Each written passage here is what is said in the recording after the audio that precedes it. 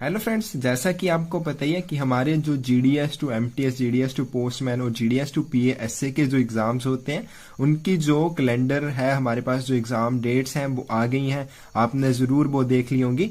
तो अगर आप हमारे पी और एसए के लिए जा रहे हैं, उनका एग्जाम देने वाले हैं, तो आप उसकी तैयारी अच्छे से करिए, क्योंकि हमारे पास उसमें अगर आप पीएसए की तैयारी करते हैं तो आपका एमटीएस और पोस्टमैन मेल गार्ड का भी जो सिलेबस है वो लगभग कवर होता है। बट अगर आप ये एसए के लिए एलिजिबल नहीं है तो आप जीडीएस टू एमटीएस और GDS to postman mail guard की तैयारी अच्छे से कर सकते हैं, क्योंकि हमारे पास जीडीएस टू एमटीएस और GDS to postman mail guard के लिए भी जो सिलेबस रहता है वो लगभग सेम रहता है, बहुत ज्यादा इसमें डिफरेंस नहीं है। तो आप इन दोनों के लिए जा सकते हैं। तो अभी हम हमारी जो रेगुलर क्लासेस हैं वो भी शुरू करने वाले हैं। फर्स्ट से हमारे पास जीडीएस टू एमटीएस और जीडीएस एमटीएस टू पोस्टमैन और मेल गार्ड की जो क्लासेस हैं वो रेगुलर हम शुरू करने वाले हैं। तो इसमें हम आपको थोड़ा सा बता देते हैं कि हम आपको क्या क्या मटेरियल इसमें प्रोवाइड करवाएंगे। सबसे पहले हम आपको एक रिकॉर्डेड वीडियो लेक्चर देंगे, जिसका लिंक आपको रोज दिया जाएगा एक ग्रुप में। मंडे टू फ्राइडे ये रहेगा। उसके बाद उस जो लेक्चर होगा आपका, उसकी आपको पीडीएफ फाइल प्रोवाइड करवाई जाएगी, और जो हमारा पीडीएफ फाइल होगी उसके साथ साथ एक हम आपको जनरल नॉलेज की पीडीएफ भी साथ में रोज के रोज प्रोवाइड करवाएंगे, मंडे टू फ्राइडे। और उसके बाद क्या होगा कि डेली आपका जो भी आपका टॉपिक कवर किया जाएगा उसका एग्जाम लिया जाएगा मंडे टू फ्राइडे, और आपका एक वीकली एग्जाम लिया जाएगा। संडे वाले दिन आपका कोई लेक्चर नहीं होगा, उस दिन आपका सिर्फ एग्जाम होगा। अभी जो एमटीएस के लिए हम साथ में उसके जो प्रीवियस ईयर क्वेश्चन पेपर्स हैं वो भी सारे सॉल्व करवाएंगे। उसमें आपको इसके साथ साथ क्या दिया जाएगा, उसकी पीडीएफ भी प्रोवाइड करवाई जाएगी। और उसके लिए जो पोस्टमैन है हमारे पास, उसमें हम previous year questions paper provide करवाएंगे, उनकी पीडीएफ। उसमें हम क्या क्या रहेगा, जो क्वेश्चन पेपर्स होंगे इसमें पीएसए का भी करवाया जाएगा, पोस्टमैन का भी और एमटीएस का भी, क्योंकि पोस्टमैन के लिए ये सारे क्वेश्चन पेपर्स करने जरूरी हैं। उसके बाद हमारा रहता है मैथ, उसके लिए आपको वीडियो लेक्चर्स प्रोवाइड करवाए जाएंगे सबसे लास्ट में। तो ये रहने वाला है हमारा स्टडी मटेरियल, ठीक है। इसमें आपको सारी चीजें हम प्रोवाइड करवाएंगे बिल्कुल अच्छे से। हैंड रिटन नोट्स आपको मिलेंगे, इंपॉर्टेंट क्वेश्चंस आपको मिलेंगे, डेली आपका एग्जाम होगा, वीकली आपका एग्जाम होगा। जीके के लिए हम टॉपिक वाइज आपको पीडीएफ फाइल्स प्रोवाइड करवाएंगे, प्रीवियस ईयर सारे क्वेश्चंस पेपर जितने भी वो हैं वो सारे सॉल्व करवाए जाएंगे। तो आज हम हमारा एक डेमो दे रहे हैं, एक लेक्चर का हम आपको डेमो प्रोवाइड करवा रहे हैं, ये डेमो वीडियो के रूप में रहेगा।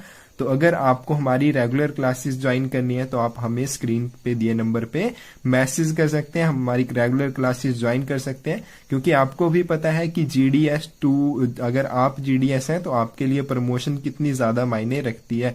आपको प्रमोशन के लिए जाना ही पड़ेगा, आपने अभी नहीं किया तो अगले साल के लिए और ज्यादा कंपटीशन हो जाएगा, आप कहीं और ज्यादा भीड़ में चले जाएंगे। तो अभी आपके पास मौका है, अभी आपके पास टाइम है एग्जाम के लिए। तो अभी से आप अच्छे से तैयारी करनी शुरू करेंगे तभी एग्जाम तक बिल्कुल अच्छे से तैयारी हो पाएगी। तो आप हमारी रेगुलर क्लासेस ज्वाइन कर सकते हैं। तो आज हम आपको एक डेमो वीडियो दे रहे हैं, ठीक है फ्रेंड्स।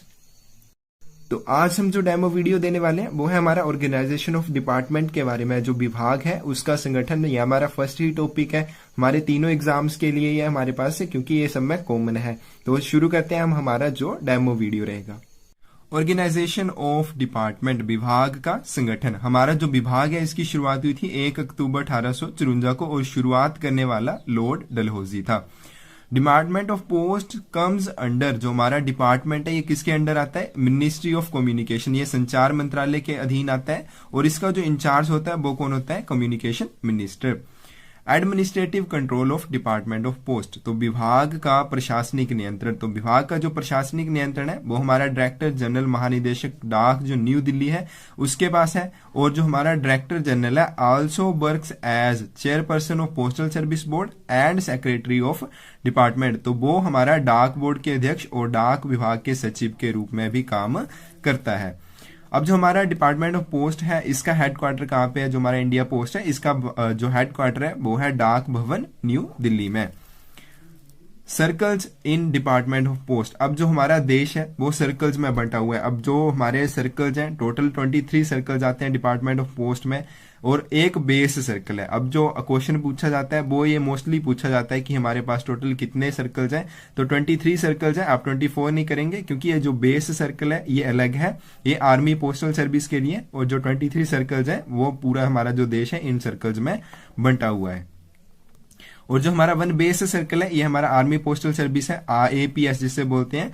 और टोटल आर्मी पोस्ट ऑफिसेज हमारे पास सिर्फ 2 आर्मी पोस्ट ऑफिसेज हैं, वो कौन कौन से हैं? 56 APO और 99 APO। जो हमारा 56 APO है ये हमारा न्यू दिल्ली में है और इसको 1 CBPO भी बोलते हैं।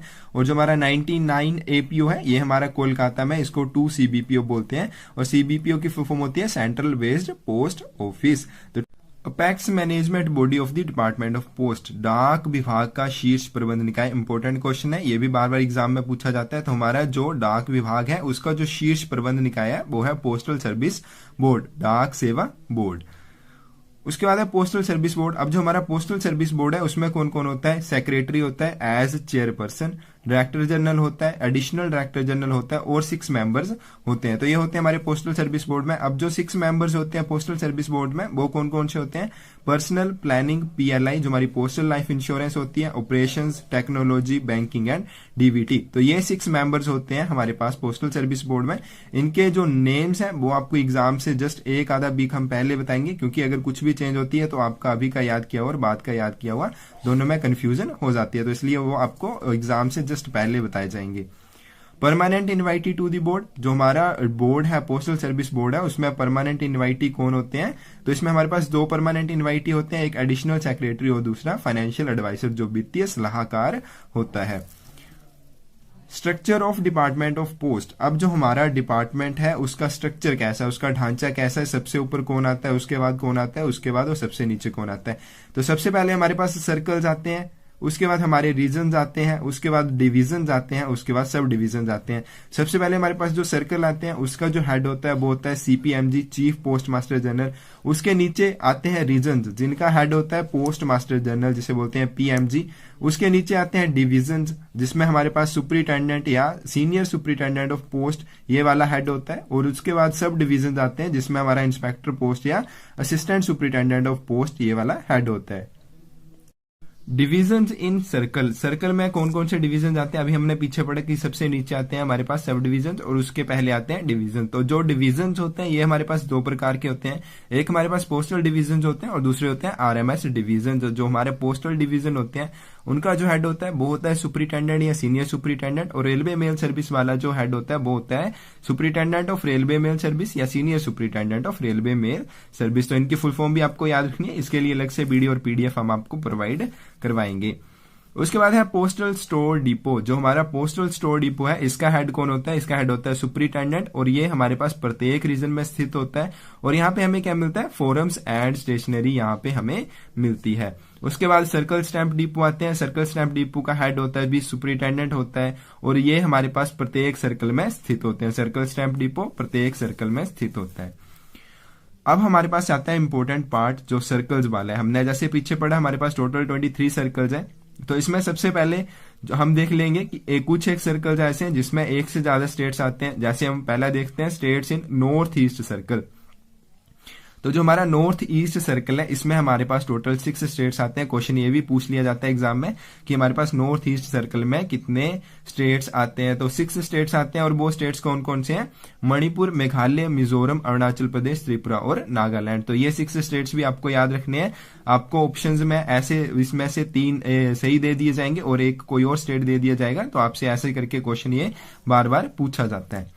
States in West Bengal circle, अभी जो हमारा पश्चिम बंगाल सर्कल है इसमें हमारे पास कौन कौन से स्टेट्स आते हैं? तो पहले वेस्ट बंगाल जो हमारा पश्चिम बंगाल स्टेट है राज्य ये आएगा, सिक्किम और उसके बाद अंडमान एंड निकोबार। तो ये तीनों इसमें आएंगे वेस्ट बंगाल सर्कल में।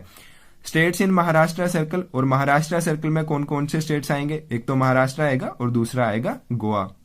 उसके बाद है स्टेट्स इन गुजरात सर्कल। तो जो हमारा गुजरात सर्कल है इसमें कौन कौन से स्टेट्स आते हैं?